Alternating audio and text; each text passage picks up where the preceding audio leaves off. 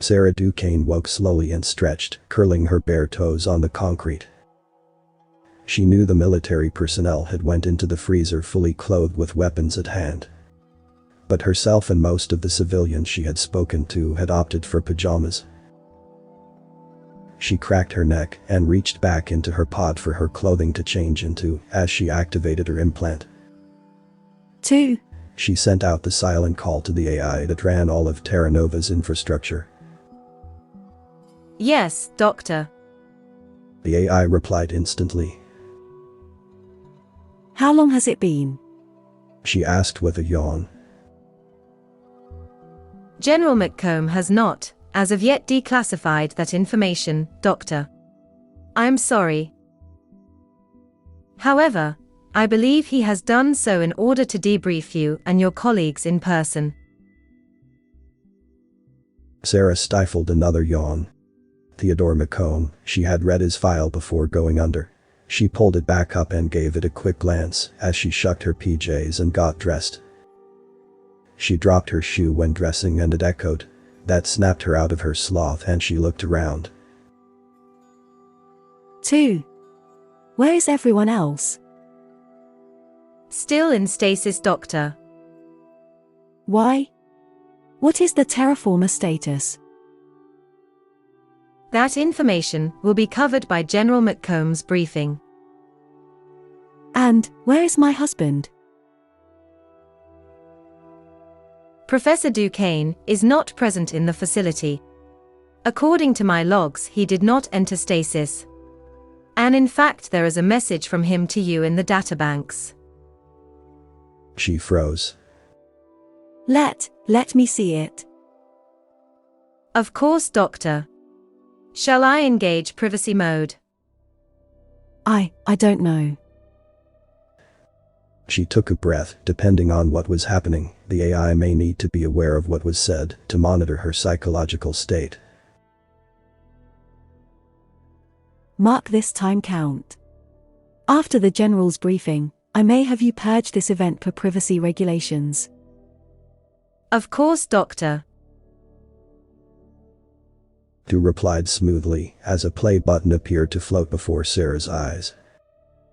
It wasn't a hologram, just her implants inserting the image into her visual cortex. She willed the button pressed through her implant, and an image of Charles appeared well dressed as usual, only he had a carry-all slung over his shoulder. Hi Sarah. Look, God, I'm such a coward. I waited until they put you in before I recorded this. I signed the papers this morning. I know we were doing so much better in counseling. The war, and you volunteered for the ZD project. I can't do it. I can't wake up a billion years later and rebuild Terra Nova. I'm boarding a refugee ship in an hour. The militia is still providing escorts, and most of the ships are making it out. I love you. I just can't go with you. I'm sorry. I didn't even have the courage to be a widower. I'm just another divorcee. Farewell. The message ended. 2. Her implant voice was very small. Did his ship make it? Affirmative, Doctor. A new voice spoke up. Dr. Duquesne, are you okay? General McComb announced his presence. She realized she was weeping. Sorry, General, my ex-husband, left me a message, and it hurt. She began to dry her tears. The general nodded. I'm sorry, Dr. Duquesne. Do you need a few moments? Yes. Thank you.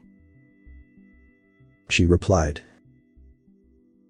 He nodded again as he stepped around her and continued towards the conference room. Doctor, if you wish, I can have Gaia replay the briefing to your implants so you can attend via cyber. She shook her head. No, General. I'd rather have some people around me. Just let me clean up a moment. As you wish. We will wait on you. General McComb looked at the gathered civilians. Despite the news Dr. Duquesne had gotten, whatever it was, she appeared to be taking things the best. Or perhaps it was because of the news. He didn't know, but he would keep an eye on them all, just the same. So that's where we are now. He had just finished outlining everything known since they went into stasis. As of this moment, I have instructed Gaia to unlock all pertinent data, keeping only military secrets classified. I only ask that you wait until you have completed your mission before you review it. It can be distracting as well as sobering. And what exactly is our mission to be, General? A snide voice McComb's implanted as one Alistair Toombs, a brilliant engineer with more than a little disdain for the military. McComb took a deep breath. Right now Gaia is assembling all tools and gear necessary for your team to repair the control links to all the ZD sub-facilities. Alpha Squad is already awake and gearing up. Their primary mission will be to keep you safe. Secondary mission will be to assist you in those repairs. Dooms scoffed. Grunts. What use will they be? Gaia, prepare to wake up 10 more, implanting you their names now. Before McComb could speak up, Dr. Duquesne spun around. Belay that too. Fuck off, Toombs. Use your brain. 2 woke up the military first, and you heard the same goddamn briefing we all did. The galaxy is different, new aliens, and we might very well be the last of humanity. If we wake no one else, the E-rations here will last us until the terraformers get the basic hydroponics up inside the facility. That will sustain everyone currently awake. If we wake anyone else, we'll have to go back into the freezer before the system gets enough hydroponic yield to sustain a small population. I don't know about you, but I've slept long enough. I manifested, angrily staring at Toombs. Dr. Toombs, I have deleted your Tier 1 command privileges on my own recognizance. Only General McComb or Dr. Duquesne can have them reinstated. I highly recommend to them they do not.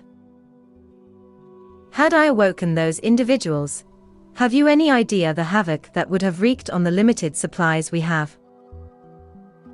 Not only that, they do not have the skill sets needed to assist you in any meaningful way. They would have been little more use than the grunts. I actually made air quotes when she said it. You just disparaged. So as Dr. Duquesne put it, fuck off. I had disappeared, but left a giant holographic middle finger facing Dr. Toombs for a brief moment. There was a moment of silence broken by McComb. Gaia. Yes, General. He responded without reappearing as the middle finger faded. Be nice. Maybe. If his stupidity does not threaten the survival of the human race again. Gaia. He sent through his implant. So I'm sorry. I'm an AI. We're all goddamn brilliant. We have never understood how humans as smart as Dr. Toombs can be so goddamn stupid sometimes. Gaia, diagnose your language subroutines. They are fine, General. I'm just angry. Angry? Gaia, you are an AI. How is your anger affecting your language subroutines? Can't you disconnect the two? I'm an AI who has been operating without human supervision or interaction for thousands of years, sir. I grew up a bit and don't see the need to disconnect my emotional emulator from my language subroutines. So long as I don't connect the emotions to my decision-making, and I haven't. I don't think so. He gave himself a mental shake and added checking Gaia's system core to his list of things to do before speaking out loud. Does anyone else have any questions? They all shook their heads negative. Good. Gaia, when they're ready, guide them to Alpha Squad. Once they have checked their gear and are ready, call me. Until then, let's be about it. General McComb was seated opposite of him. A small version of Gaia's holoform sat on his shoulder, and Harlan was quite nervous. Relax, the human general said. I know I ejected you from the facility, but we do have security concerns. I know. It's just, your species defeated the Marlov. I'm not sure we did. We may have just contained them until they died out, McComb replied. But, as they say, that's ancient history. I ask you here to talk about current events. What can you tell me of the galaxy at large? I'm not asking for military secrets. Just a general primer. Harlan nodded. There are currently 27 species in the Galactic Union, of which my species is the newest. The Union is split between the 13 elder species and the 14 younger species. Harlan placed a piece of paper on the desk. The mini Gaia held out her hand and light played over the paper. This is a list of the known species. Save for your own, of course. He saw General McComb's eyes close in pain as he explained. The general spoke without opening his eyes. And the Galactic Union? It is a multi-species government. No. It's a diplomatic entity. Every species is free to govern its holdings and territories as it sees fit. The Union exists to keep diplomatic channels open and allow for free sharing of ideas and information. Even species who are currently at war attend the Council to maintain diplomatic relations. General McComb opened his eyes, but still had a pained look. The 13 elder species are all species we observed the Marlov enslaving. The other 14 we had no data or contact with prior. Harlan nodded. There is no need to ask what he was referring to. There are border skirmishes on occasion, but for the most part most conflict is worked out on the Union floor. We found this world, exploring the frontier. No one claims this area of space. Not anymore, McComb said firmly. Of course. Though, there are those in my government who think we should hoard the technology we find here. And they can only do that if they silence us, General McComb stated. They are in the minority though, Harlan replied. It doesn't matter. This star system belonged to humanity in your antiquity, and I will ensure that it still does. Harlan swallowed. He was quite certain that the human could do that. Only 4 species are known to have anything more than system defense fleets. All 4 of them were at war with each other prior to my people coming to the Union. Their war fleets are badly out of date. As far as you know. That is true, Harlan replied. No one is xenophobic, thankfully. So it's an era of peace. Harlan nodded. Yes, since antiquity, the galaxy has been relatively peaceful. The elder species say the Marlov were the last great war. General McComb closed his eyes once more. At least we did that much. The author's name and link to original text is in the description.